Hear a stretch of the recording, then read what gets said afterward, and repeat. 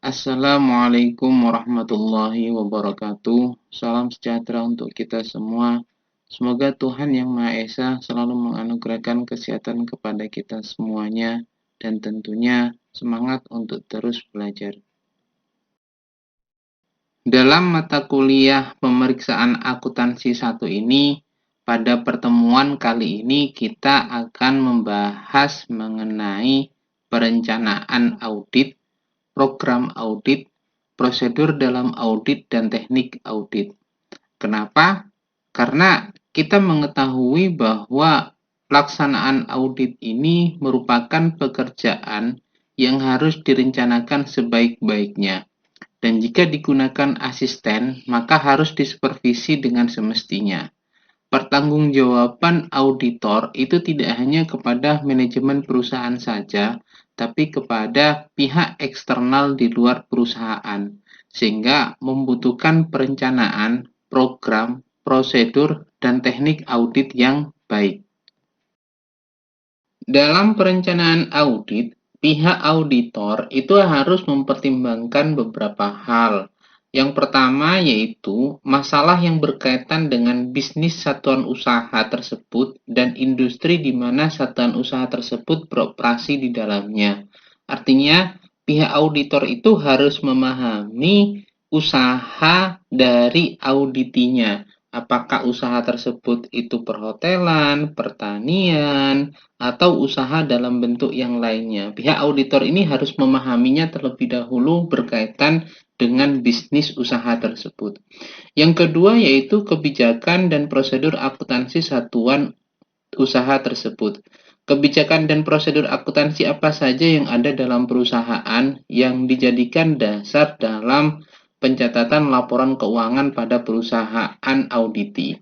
Yang ketiga adalah metode yang digunakan dalam kebijakan akuntansi perusahaan.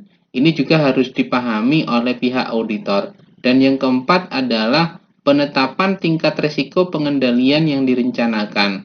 Ketika kita mengetahui internal kontrol dari auditi, maka pihak auditor itu dapat menentukan tingkat risiko pengendalian yang direncanakan oleh pihak auditor. Selanjutnya, yang menjadi pertimbangan dalam perencanaan audit yaitu pertimbangan awal tentang tingkat materialitas untuk tujuan audit. Sebagaimana kita ketahui, tingkat materialitas ini menentukan juga dalam jumlah bukti audit yang akan dipergunakan oleh auditor dalam memberikan keyakinan bagi auditor tersebut menentukan opini apa yang sebaiknya diberikan kepada auditi. Nah, yang selanjutnya adalah pos laporan keuangan yang mungkin memerlukan penyesuaian atau adjustment. Ketika kita melihat laporan keuangan tersebut sebagai auditor, mungkin bisa memberikan input atau masukan kepada manajemen perusahaan untuk melakukan penyesuaian. Itu bila diperlukan. Nah, yang selanjutnya itu adalah kondisi yang mungkin memerlukan perluasan atau pengubahan pengujian audit.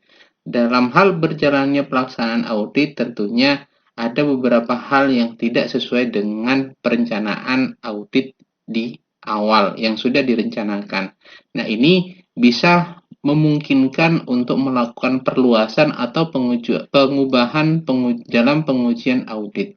Nah, yang terakhir yaitu sifat laporan audit yang diharapkan akan diserahkan kepada pemberi tugas.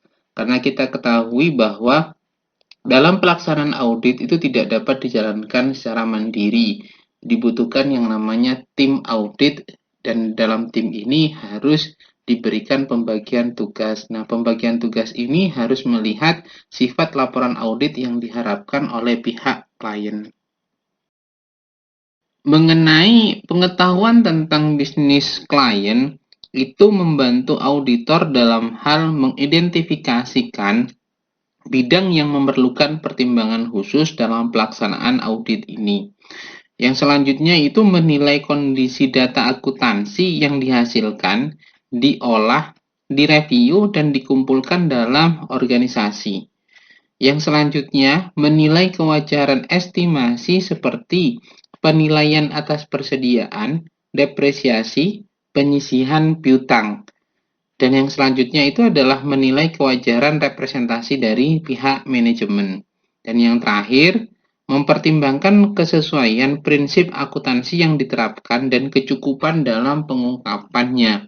Sehingga dengan mengetahui bisnis klien yang dijalankan pihak auditor, itu akan lebih mudah menjalankan proses audit dalam perusahaan tersebut. Dalam membuat perencanaan audit, ada 3 hal yang harus diperhatikan oleh auditor. Yang pertama adalah hal-hal mengenai klien. Ini berhubungan dengan bidang usaha klien, alamat, nomor telepon, faksmil, email, dan lainnya yang menjadi identitas dari pihak klien. Terus mengenai status hukum perusahaan, tentunya berdasarkan akta pendiriannya, apakah berbentuk PT, perseroan komanditer, atau badan usaha yang lainnya. Kebijakan dan metode akuntansi yang diterapkan oleh pihak klien. Neraca komparatif tahun lalu dan sekarang yang diperbandingkan. Pada saat pelaksanaan audit ini dan tentunya tahun sebelumnya itu harus dibuat perbandingan oleh pihak klien.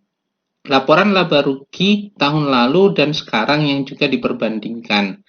Klien kontak dalam hal ini adalah mitra bisnis dari pihak klien, itu kita butuhkan untuk melakukan yang namanya konfirmasi bila dibutuhkan. Nah, yang berikutnya yang harus diperhatikan dalam hal klien ini, yang paling penting adalah permasalahan dalam hal akuntansi, audit, dan perpajakannya. Nah, ini beberapa hal yang mengenai klien yang harus dipersiapkan dalam perencanaan audit oleh auditor. Yang kedua, yang menjadi perhatian dalam perencanaan audit ini adalah mengenai hal-hal yang dapat mempengaruhi kepada kondisi klien. Ini bisa diperoleh dari majalah-majalah ekonomi atau surat kabar dan adanya peraturan-peraturan baru yang dapat mempengaruhi kondisi usaha dari klien tersebut.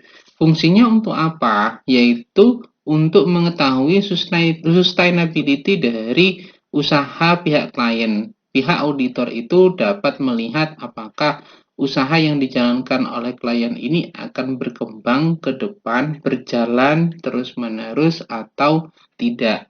Dan permasalahan yang dihadapi oleh klien itu dapat dihindari atau dapat diminimalisir terkait dengan segala bentuk resiko yang mungkin bisa saja terjadi dalam menjalankan usahanya. Ini harus dipahami juga dan diperhatikan dalam perencanaan audit. Yang ketiga yang perlu dipersiapkan dalam perencanaan audit ini adalah rencana kerja auditor. Yang pertama berhubungan dengan staffing, meliputi partner, manajer, supervisor, senior, dan asisten yang dibutuhkan dalam tim untuk melaksanakan audit ini. Tentunya berkaitan dengan waktu dan budget pemeriksaan. Ini biasanya harus diperhitungkan terlebih dahulu dan dibicarakan dengan pihak klien. Jenis jasa yang diberikan mungkin dalam pelaksanaan audit ini butuh yang namanya audit secara general, secara keseluruhan, atau special audit, atau hanya berhubungan dengan bantuan administrasi, menyusun neraca atau laporan laba rugi, berkaitan dengan perpajakan, atau hal-hal yang lainnya. Tentunya jenis jasa ini akan berdampak terhadap yang namanya waktu dan budget pemeriksaan. Dan yang berikutnya itu adalah bantuan yang dapat diberikan oleh pihak klien. Artinya pihak klien ini dapat membantu pihak auditor dalam pelaksanaan audit ini dalam hal apa saja. Yang terakhir meliputi time schedule-nya, sehingga ketemu waktu pelaksanaan yang baik yang dapat dijanjikan kepada pihak klien dalam menentukan waktu penyelesaian audit tersebut. Mengenai program audit atau audit program, ini sebenarnya membantu auditor dalam memberikan perintah kepada asisten mengenai pekerjaan yang harus dilaksanakan di lapangan. Karena kita ketahui bahwa sebagai auditor itu dapat saja turun langsung ke lapangan untuk melakukan audit atau mengutus asisten yang kita supervisi dalam pelaksanaan audit tersebut. Nah, untuk audit program ini tentunya harus mencantumkan tujuan pemeriksaan, prosedur audit yang dijalankan, serta kesimpulan pemeriksaan. Tiga hal ini kita butuhkan untuk melakukan supervisi terkait dengan pelaksanaan asisten dalam melakukan pekerjaan audit di lapangan. Mengenai audit prosedur atau prosedur audit, kita harus memahami terlebih dahulu apa yang dimaksud dengan prosedur audit. Prosedur audit itu dimaknai sebagai langkah-langkah yang harus dijalankan auditor dalam melaksanakan pemeriksaannya dan sangat diperlukan oleh asisten agar tidak melakukan penyimpangan dan dapat bekerja secara efisien dan efektif. Karena kita mengetahui bahwa dalam pelaksanaan audit, pihak auditor itu dapat melaksanakan auditnya itu dengan tim, sehingga membutuhkan prosedur dalam pelaksanaan auditnya agar tidak terjadi penyimpangan dalam pelaksanaannya. Ini berhubungan erat dengan waktu dan biaya yang dibutuhkan dalam pelaksanaan audit. Audit prosedur dilakukan dalam rangka mendapatkan bukti audit yang cukup untuk mendukung pendapat auditor atas kewajaran laporan keuangan. Karena dengan bukti audit tersebut itu menjadi dasar keyakinan auditor untuk memberikan opini audit sesuai dengan hasil dari pelaksanaan audit yang dilaksanakannya.